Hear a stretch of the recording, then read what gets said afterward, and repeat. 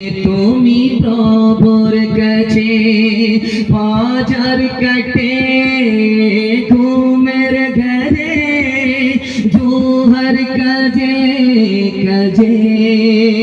আসর কাটে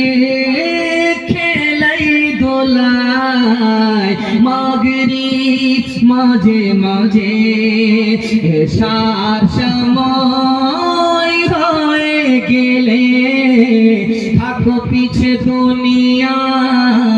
পিছে নামাজকে বলো না কাজ আছে আজকে বলো আমার নামাজ আছে